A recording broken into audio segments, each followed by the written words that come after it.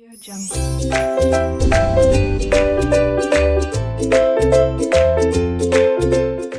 Students, welcome to RK knowledge channel. मैं Prem sir, आप RK classes में बीके सब्जेक्ट के लिए रिटायरमेंट चैप्टर में question number 6 on page number 179 देख रहे हैं।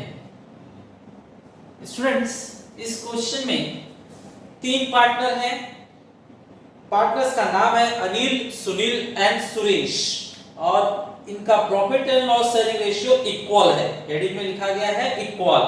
तो स्टूडेंट्स, हम देख रहे हैं कि रिटायर्ड सुरेश होने वाला है। रिटायर्ड सुरेश होगा। चलिए सॉल्यूशन शुरू करते हैं। पहले बैलेंस शीट से एसेट्स उठाया जाए। तो एसेट्स में बैंक है 8400। बैंक वर्ड लिखा हुआ है तो हम इसे चेंज कर देंगे, यहां पर बैंक अकाउंट बनाएंगे, बैंक अकाउंट, और लिखेंगे to balance beginning down. The amount is 8400। Bank में हमारे पास 8400 है। डेटर्स 18000, यहां लिखा जाएगा डेटर्स। हमारे पास ग्राहक जो है वो 18000 के हैं, ग्राहक से 18000 मिलने वाला है। आरडीडी 900, ये ओल्ड आरडीडी है, इसे डेटर के पास से हटा देंगे। प्रॉफिट एंड लॉस एडजस्टमेंट के क्रेडिट साइड में लिखेंगे the amount is 900। Next, computer 17500। Computer assets है, एसेट्स में लिखा जाए 17500। 17500। नेक्स्ट हमारे पास है land and building 70000। Land and building 70000।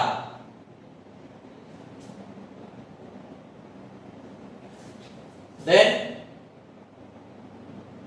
Machinery 10000।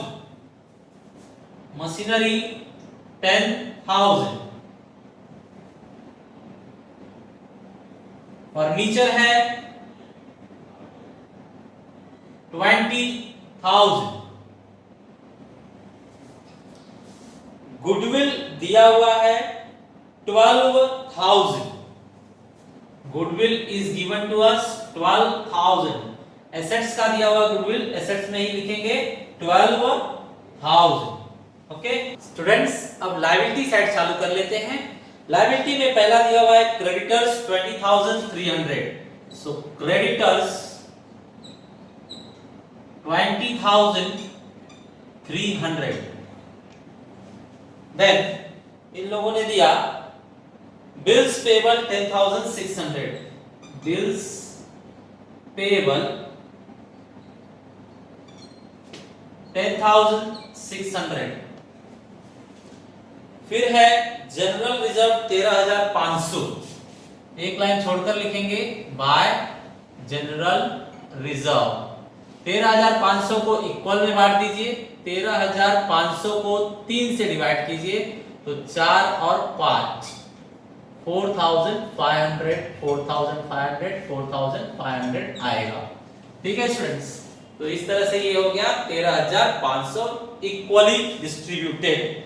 Now capital balances दिया हुआ है। कैपिटल बैलेंसेस लिख लेते हैं बाय बैलेंस बिगनिंग डाउन।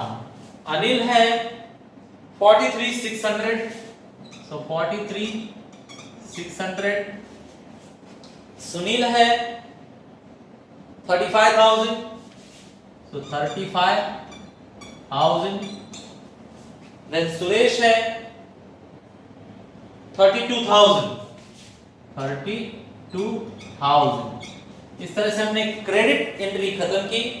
अब एडजस्टमेंट शुरू करते हैं। सो स्टूडेंट्स, एडजस्टमेंट में लिखा हुआ है on 1st April 2019 Suresh retired from the firm on the following terms. Land and building be appreciated by 10%. तो लैंड एंड बिल्डिंग को अप्रिशिएट कर दीजिए 10% से, मींस प्लस 700। तो ये हो जाएगा ऐड एप्रिसिएशन। नेक्स्ट इफेक्ट, ये प्रॉफिट है तो क्रेडिट साइड में आएगा। Land and building 7,000। Next in लोगों ने बताया स्टूडेंट्स, कंप्यूटर रिड्यूस बाय 1900। तो कंप्यूटर को डेप्रिसिएट कीजिए, रिड्यूस बाय बोला तो डेप्रिसिएट हुआ अपना 1900।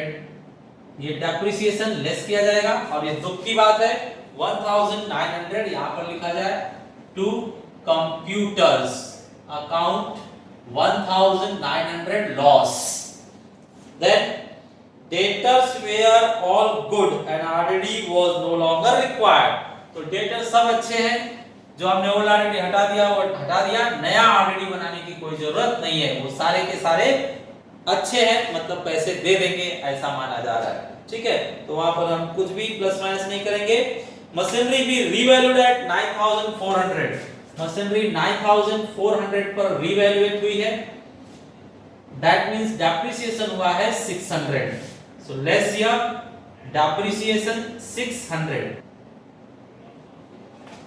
depreciation लॉस की बात है, यहां पर लिखेंगे टू मशीनरी अकाउंट 600।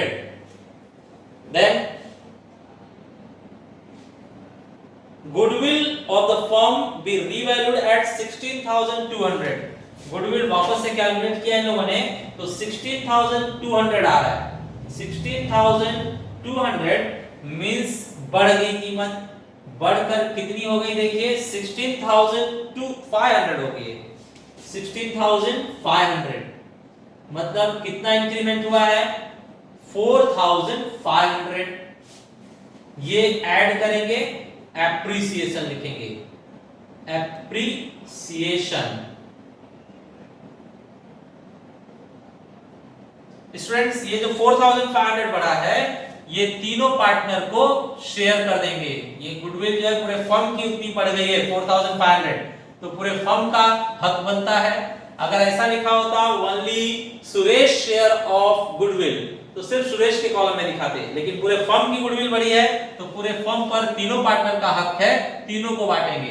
4,500 इक्वली बांट दीजिए तो 1,500 1,500 1,500 करेक्ट।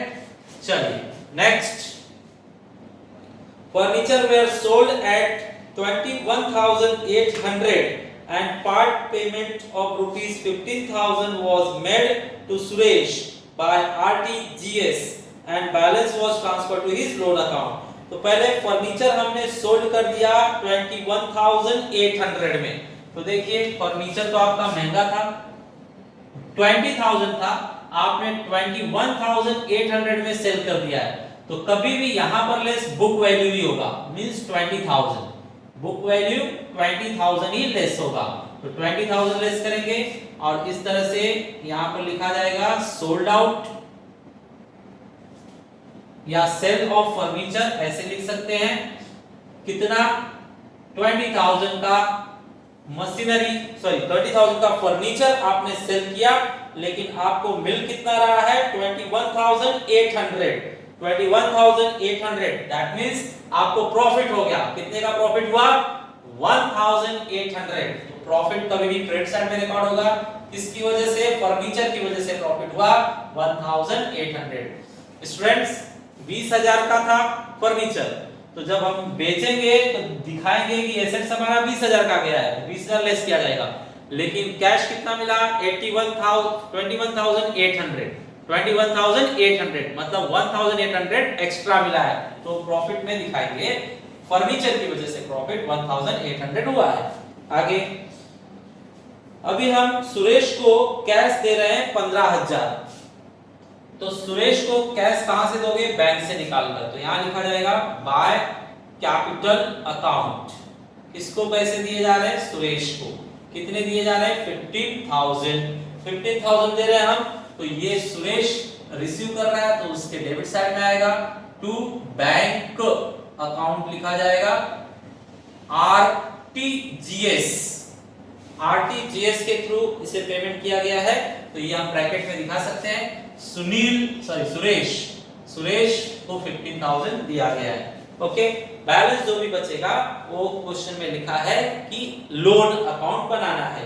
सो हम लोन अकाउंट बना देंगे। अब इसे बंद किया जाए, टैली किया जाए, तो टैली करते हैं। यहां पर हमारे पास बड़ा अमाउंट कौन सा है? ये बड़ा है, कितना है? 9,700।